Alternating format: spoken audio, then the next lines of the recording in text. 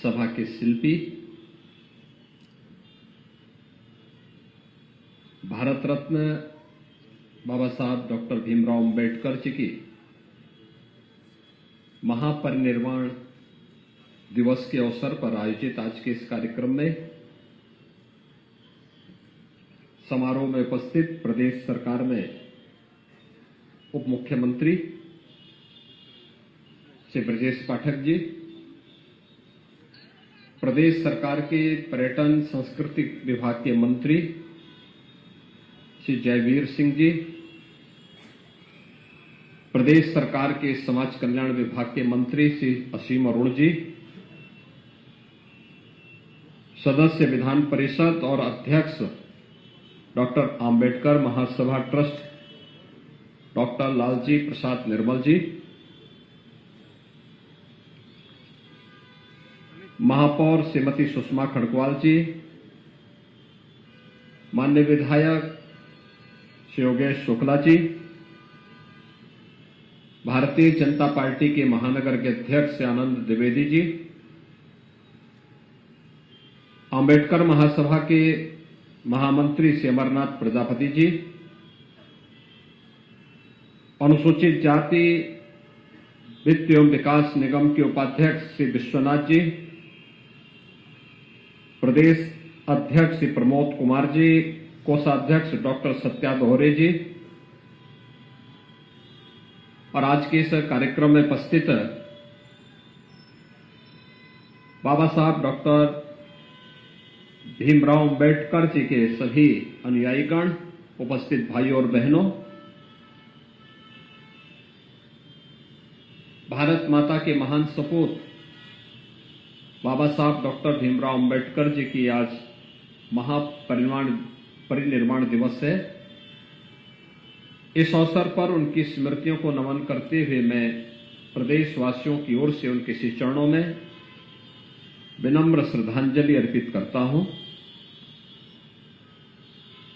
हम सब जानते हैं बाबा साहब भीमराव अंबेडकर ने एक बात कही थी, मैं धन्यवाद दूंगा कि आज उनके कोटेशन यहां जगह जगह लगे हैं, जिसमें उन्होंने कहा था कि हम सबसे पहले और अंत में भारतीय हैं।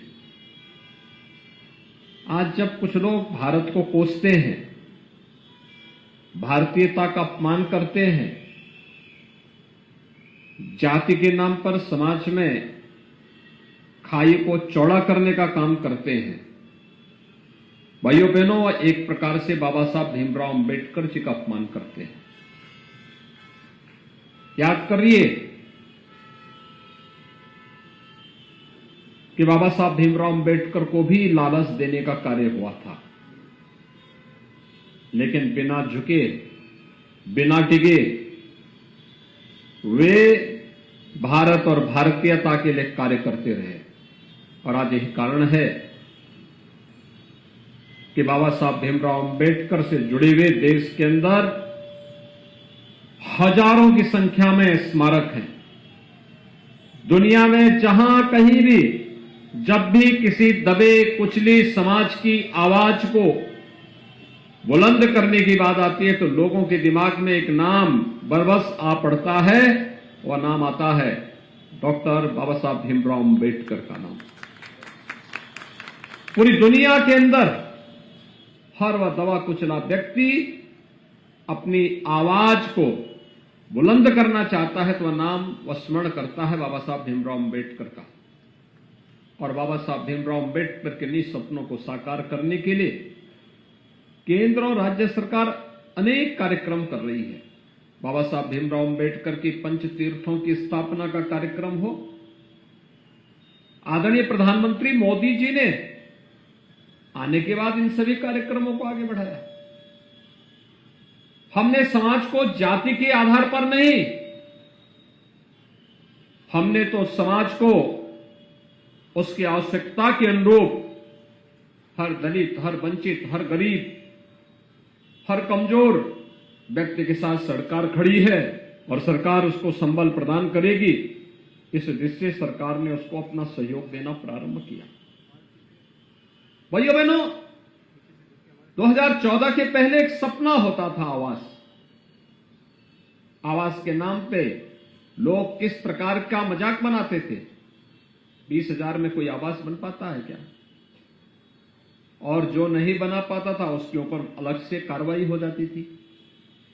आज देश के अंदर 4 करोड़ परिवारों के पास अपना पक्का आवास है, जिन लोगों को प्रधानमंत्री मोदी जी ने पिछले 9-9.5 वर्ष के अंदर आवास की सुविधा दी है।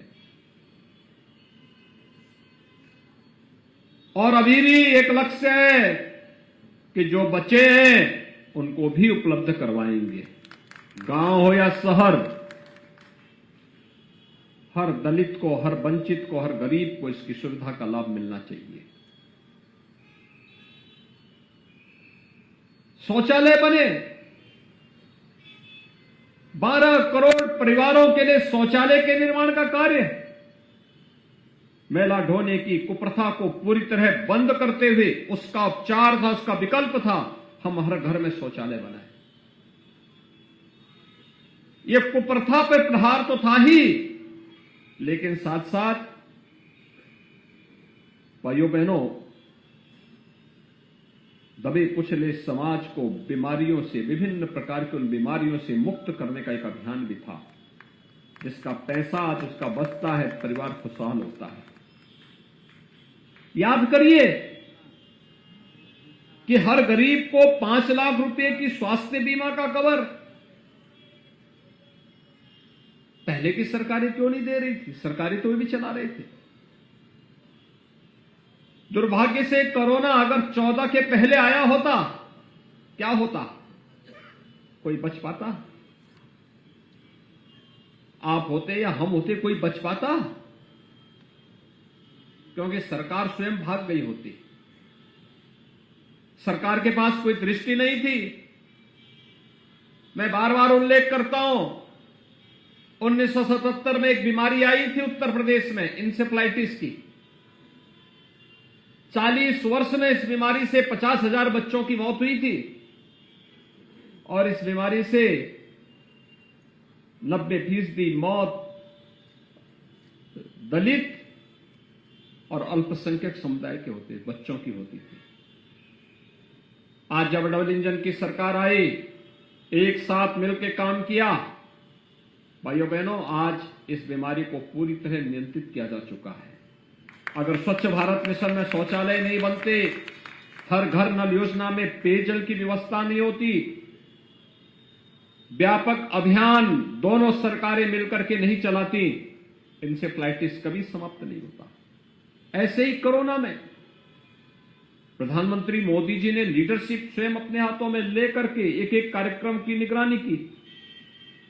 गरीब को राशन मिलना तो राशन उपलब्ध कराओ, काम नहीं तो भरण पोषण भत्ता उपलब्ध कराओ, बीमार हो गया तो टेस्ट करो, उपचार की आवश्यकता तो फ्री में उपचार दो, और भाइयों बहनों फिर फ्री में वैक्सीन भी दिया तो फ्री में राशन की सुविधा भी दी। ये दुनिया के अंदर कहीं नहीं हुआ। दुनिया में बड़े बड़े विकसित देश हैं, प्रति व्यक्ति आय वहां दुनिया की सर्वाधिक है, लेकिन वे अपने लोगों को नहीं बचा पाए, क्योंकि सबसे प्रभावी 2 वैक्सीन प्रधानमंत्री मोदी जी ने भारत के अंदर विकसित करवाई, और भारत के हर नागरिक को बिना भेदभाव के इन सुविधाओं का लाभ दिया। सरकार पहले चेहरा देख करके कार्रवाई करती थी, चेहरा देख करके लाभ देती थी।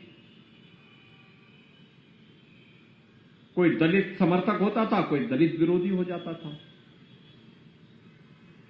लेकिन जो विरोधी थे वे तो विरोधी थे ही, जो समर्थक बनने का काम करते थे वे भी काम पक्ष में नहीं कर पाते थे, वे भी झुंझुना पकड़ाने का प्रयास करते थे।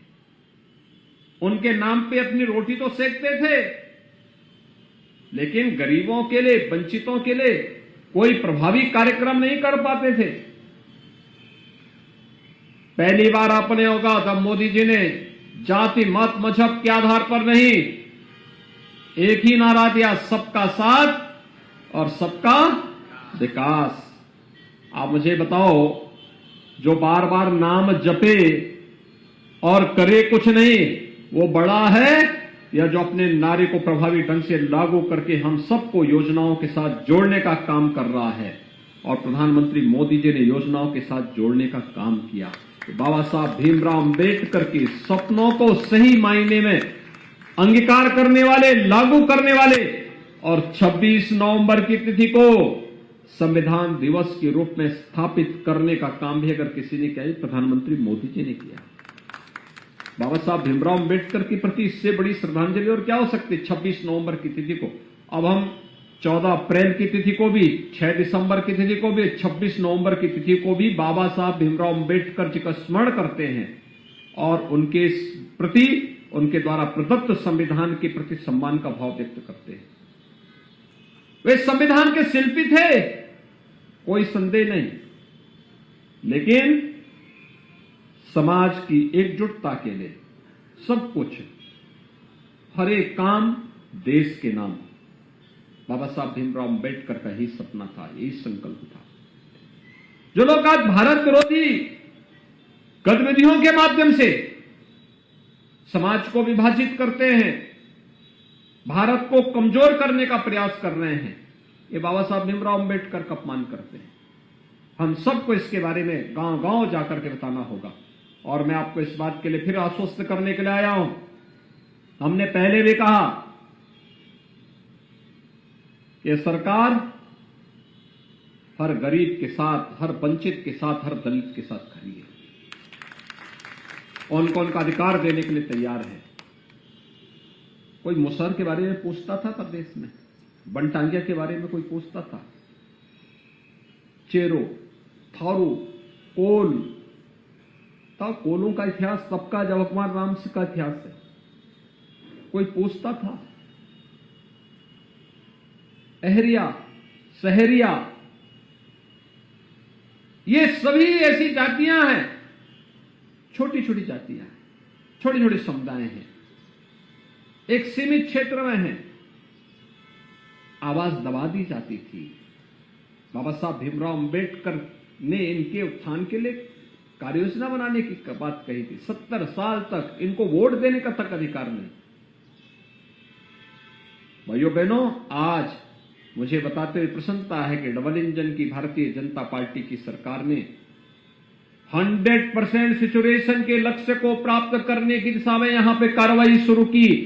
हर उस दलित और वंचित के पास, वो मुसहर हो, कोल हो, भील हो, चेरो हो, थारू हो, सहरिया हो, बुक्सा हो, इनके पास, हर एक के पास अपना मकान होना चाहिए, जमीन का पट्टा होना चाहिए, उनके पास अपना शौचालय होना चाहिए, उनके पास राशन कार्ड होना चाहिए, उनके पास पेंशन की सुविधा होनी चाहिए, उनको फ्री में राशन की सुविधा मिलनी चाहिए, उनके पास जॉब कार्ड भी होना चाहिए और उनको शासन की हर एक योजना से जोड़ने का काम भी होना चाहिए। 100% सिचुएशन के लक्ष्य को प्राप्त करने की दिशा में सरकार के द्वारा जो प्रयास प्रारंभ हुआ है, उस प्रयास को हम ये मानते हैं बाबा साहब भीमराव अंबेडकर का प्रयास है, उनकी कृपा है, उनकी प्रेरणा है, जिसको आज प्रधानमंत्री मोदी जी के मार्गदर्शन, उनके नेतृत्व में डबल इंजन की सरकार प्रभावी ढंग से आगे बढ़ाने का काम कर रही है। आज हर एक क्षेत्र में आपको सुविधा मिल रही, आरक्षण का लाभ मिल रहा है, आगे बढ़ने के लिए एक नई ताकत मिल रही है और इसलिए जिससे कोई भेदभाव न करने पाए, समाज में किसी प्रकार की कोई अस्पृश्यता न हो, इसको पूरी तरह समाप्त करना है, इसको आगे बढ़ा करके हमें अपने देश को मजबूत करना है, जिससे बाबा साहब का मिशन वह देश का मिशन है और व्यक्ति का मिशन नहीं, देश का मिशन है, भारत की मजबूती का मिशन है, भारत की एकता और अखंडता का मिशन है, भारत को दुनिया की एक ताकत बनाने का मिशन है और उस मिशन के साथ हम सब जुड़ करके कार्य करेंगे। और मैं आज के इस अवसर पर इस बात के लिए फिर आपको आश्वस्त करता हूं, जहां भी अभी जमीन के पट्टे नहीं मिल पाए हैं, हमने पहले कहा है, अगर आरक्षित श्रेणी की भूमि नहीं है तो जो दलित, जो वंचित, जो गरीब वहां पे अपनी झोपड़ी या अपना मकान बनाया है, उसको वहीं पे वो जमीन का पट्टा देकर उसके लिए पक्का मकान बनवा दो। आरक्षित श्रेणी की है तो पहले उसे जमीन का पट्टा देकर उसका मकान बनाओ, तब उनको वहां से पुनर्वास करो। भाइयों बहनों, क्योंकि हर व्यक्ति को जीने का अधिकार मिलना चाहिए, सम्मान के साथ जीने का अधिकार, और सम्मान के साथ जीने का यही अधिकार बाबा साहब भीमराव अम्बेडकर ने दिया था। और इसके लिए मैं आपसे भी कहूंगा, अभी हाल ही में हम लोगों ने जिन श्रमिकों के हितों की आवाज पहली बार बाबा साहब ने उठाई थी, उन श्रमिकों के बच्चों के लिए अटल आवासीय विद्यालय प्रारंभ किए हैं। थोड़ा जाकर के देखिए आप भी। मैं कहूंगा एक बार अटल आवासीय विद्यालय का निरीक्षण करिए। श्रमिकों के बच्चे पढ़ रहे हैं और कैसा विद्यालय उनके लिए बन रहा है। पब्लिक स्कूल और कॉन्वेंट उनके सामने फेल है। एक बार जाकर के देखिए वहां, उन बच्चों की आवाज को सुनिए, थोड़ा वहां देखिए। वहां पे असीम अरुण जी के नेतृत्व में आश्रम पद्धति के विद्यालय भी जिस मजबूती के साथ काम कर रहे हैं, अभ्युदय कोचिंग के संस्थान जिस रूप में चल रहे हैं, आज अधिक से अधिक हमारा दलित बंधु और अब बच्चा जब कंपटीशन में पास करते हुए उस प्रत्येक परीक्षा को पास करके भी आता है और फिर कहता कि मैंने अभ्युदय से कोचिंग लेकर के मैं इस परीक्षा को पास किया हूं, लगता है कि देखिए इसका यह अधिकार होना चाहिए था जिसको पहले वंचित किया जाता था। भाइयों बहनों, ये एक सरकार का प्रयास है और उसी प्रयास को आगे बढ़ाने के लिए, आपको आश्वस्त करने के लिए आज हम यहां पर आए हैं। आज ये कार्यक्रम केवल यहीं पे नहीं हो रहा है, यहां पे तो डॉक्टर लालजी प्रसाद जी यहां पे कार्यक्रम 31-32 वर्षों से करते रहे हैं, तो हम लोग इसी को सरकारी कार्यक्रम के साथ बना लेते हैं। लेकिन हर जनपद में सरकार का जियो जारी हुआ है। हर आयोजन, हर संस्थान में, हर स्कूल कॉलेजेस में, हर एक सरकारी कार्यालय में ये आयोजन हो रहे हैं। और इसीलिए हमने कहा कि छुट्टी नहीं, उन महापुरुषों की तस्वीर को सामने रख करके संकल्प लो। उनके संकल्प क्या थे, उनकी प्रेरणा क्या थी? उनकी प्रेरणा हमारा संकल्प बनना चाहिए और उसी संकल्प के साथ जुड़ने के लिए आज हम सब इन कार्यक्रमों को प्रदेश भर में कर रहे हैं, देश भर में कर रहे हैं। आपने देखा होगा सुबह सुबह राष्ट्रपति जी भी, प्रधानमंत्री जी भी, उपराष्ट्रपति जी भी, हमारी तमाम केंद्रीय मंत्रीगण बाबा साहब भीमराव अम्बेडकर जी को श्रद्धांजलि अर्पित करने के लिए निकले थे। संसद में अलग से कार्यक्रम हो रहा है। ये चीजें हमें दिखाती है कि एक महामानव थे बाबा साहब भीमराव अम्बेडकर, और उस महामानव ने देश और समाज के लिए जो काम किया है वह आज भी हम सब की प्रेरणा है। और उसी प्रेरणा से प्रेरित होकर के हम सबको मिलकर के अपने देश को मजबूती प्रदान करने के लिए कार्य करना चाहिए। जो विभाजन करने वाली ताकतें हैं, बांटने वाली ताकतें, उनसे सावधान होना होगा और हमें मिलकर के बाबा साहब के उच्च आदर्शों से प्रेरणा प्राप्त करते हुए निरंतर हर दलित के लिए, हर वंचित के लिए, हर गरीब के लिए, हर कमजोर के लिए, हर दबी हुई आवाज को आवाज देने के लिए हमेशा आगे काम करना होगा। इस विश्वास के साथ मैं एक बार फिर से बाबा साहब भीमराव अम्बेडकर जी की इस महापरिनिर्वाण दिवस के अवसर पर उनकी स्मृतियों को नमन करते हुए विनम्र श्रद्धांजलि अर्पित करता हूं और आप सबको इस बात के लिए आश्वस्त करता हूं, सरकार हमेशा आपके साथ में है। और मैं लालजी प्रसाद जी को बोलूंगा कि वे भी यहां पर हैं और पर्यटन और संस्कृति मंत्री जी भी यहां पर भी हैं और असीम अरुण जी भी हैं। हमारा प्रयास होना चाहिए, तीनों का दायित्व बनता है कि जो लखनऊ में बाबा साहब भीमराव अम्बेडकर जी का हम अंतर्राष्ट्रीय केंद्र बनाने जा रहे हैं, उनका स्मारक का एक केंद्र बनाने जा रहे हैं। अभी से तैयारी करिए कि अगले आने वाले समय के कार्यक्रम हमारे वहां बने, वहां से बाबा साहब भीमराव अम्बेडकर के विचार दर्शन पर शोध करने वाले बच्चों को स्कॉलरशिप देने की व्यवस्था प्रारंभ हो। वहां पे कुछ अच्छे कार्यक्रम, रचनात्मक कार्यक्रम और अंतर्राष्ट्रीय लाइब्रेरी, डिजिटल लाइब्रेरी की स्थापना के कार्यक्रम को हम वहां पर स्थापित कर सके। ये कार्यक्रम वहां पे होते, वहां पे अब उसका केंद्र बिंदु वहां पे हमें बनाने की तैयारी भी करनी चाहिए, जिससे बाबा साहब भीमराव अम्बेडकर के सपनों को साकार करने के लिए प्रभावी ढंग से हम आगे कार्य कर सकेंगे। आप सबके प्रति मैं इस अवसर पर अपनी शुभकामनाएं देता हूं और अम्बेडकर महासभा के पदाधिकारियों को हृदय से धन्यवाद देता हूं कि विपरीत परिस्थितियों में कार्य करते हुए आज उन्होंने एक अच्छा सम्मानजनक स्थान बनाया है। आने वाले समय में ये तो बाबा साहब भीमराव अम्बेडकर के सपने को साकार करने से कोई ताकत रोक नहीं सकती है। आज ये परिस्थितियां हम सबको बताती हैं। आप सबके प्रति मेरी शुभकामनाएं। धन्यवाद। जय हिंद।